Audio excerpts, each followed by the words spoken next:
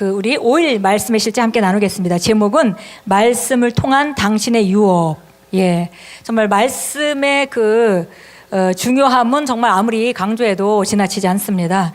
결국 우리가 그리스도인으로서 살아가는데 가장 필요한 것은 말씀과 성령의 역사. 그것이 우리 삶을 지속적으로 바꿔주고 또 우리를 진보하게 해줍니다.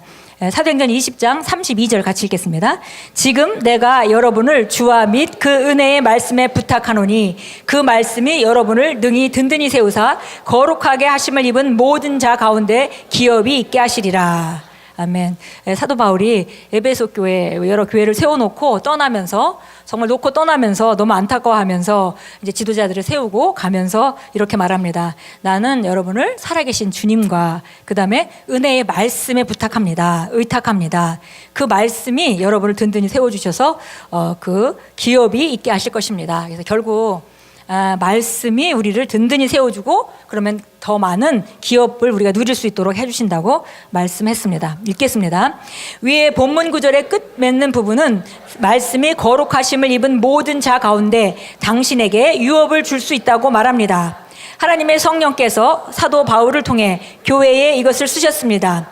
왜 이미 그리스도 안에서 유업을 받은 우리에게 이것을 쓰셨을까요? 그 이유는 명백합니다. 우선 하나님께서는 여기서 유업의 소유권에 관해 말씀하고 계셨던 것이 아님을 이해하십시오. 그분은 이미 당신에게 넘겨준 유업에 대해 말씀하고 계신 것이었습니다. 그렇습니다. 법적으로 모든 것이 그리스도 예수 안에서 당신의 것입니다. 그러나 권위에 대한 반역자인 사단과 그의 무리들이 존재하며 그들은 종종 하나님의 사람들이 유업을 누리지 못하도록 뒤흔들려고 합니다. 지금 바울은 성령으로 말미암아 하나님의 말씀은 그러한 대적들과 상관없이 당신이 유업을 누릴 수 있게 할 수 있다고 단언합니다. 이것은 그리스도 예수 안에 있는 우리의 절대적인 기쁨과 성취와 영광을 의미합니다. 왜냐하면 그것은 당신의 번영과 축복이 부모나 선조들로부터 물려받은 유산에 달려있지 않다는 것을 의미하기 때문입니다. 당신은 그리스도 안에서 유업을 받았습니다. 우리로 하여금 빛 가운데서 성도의 기업의 부분을 얻기에 합당하게 하신 아버지께 감사하게 하시기를 원하노라. 베드로는 그 유업에 대해 썩지 않고 더럽지 않고 쇠하지 않는 것이라고 묘사했습니다. 우리가 주목할 아름다운 점은 성령님께서 말씀이 당신에게 유업을 나누어 줄 것이라고 하지 않고 당신에게 유업을 전달할 것이라고 말씀하신 것입니다. 이는 당신이 말씀을 묵상할 때 그 축복들이 삶에 분명하게 나타나게 될 것이란 말입니다. 성경이 이 모든 일에 전심전력하여 너희의 성숙함을 모든 사람들에게 나타나게 하라고 말하는 것은 너무나 당연한 것입니다. 아멘. 아멘. 보니까 여기 하나님의 말씀이 우리에게 주신 유업에 대해서 말하고 있는데요. 유업을 실질적으로 다 받았지만 결국은 그 은혜의 말씀이 우리 삶 가운데 역사할 때 그럴 때 그가 실제적으로 나타나게 된다라고 말씀합니다. 그래서 우리가 그 기업이 없어서가 아니라 기업이 있어도 나타내야 되는데 나타내는데 중요한 역할을 하는 것은 살아계신 하나님과 바로 은혜의 말씀이다라고 말했습니다. 베드로전서 1장 4절에서 베드로는 이렇게 말했어요. 그 전에 정말 우리가 이렇게 정말 영원한 소망을 받았다 이렇게 얘기하면서 그 소망을 갖다가 우리가 그리스도 예수를 믿고 나서 소망을 갖죠. 그 소망을 갖다 이렇게 표현했습니다. 썩지 않고 더럽혀지지 않고 사라지지 않는 상속 유업 이렇게 말했습니다. 우리가 받은 그 상속 유업은 썩지도 않고 더럽혀지지도 않고 그리고 없어지지도 않습니다.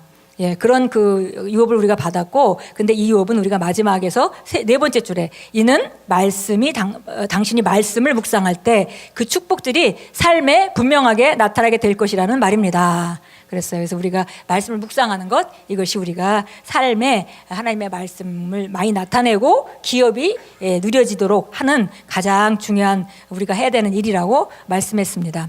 오늘 참고성경 디모데후서 2장 15절은 이렇게 말합니다. 너는 진리의 말씀을 바르게 나누어 내 자신을 하나님께 인정받은 자로 부끄러울 것이 없는 일꾼으로 나타내도록 공부하라. 그래서 말씀을 공부하라고 하셨고요.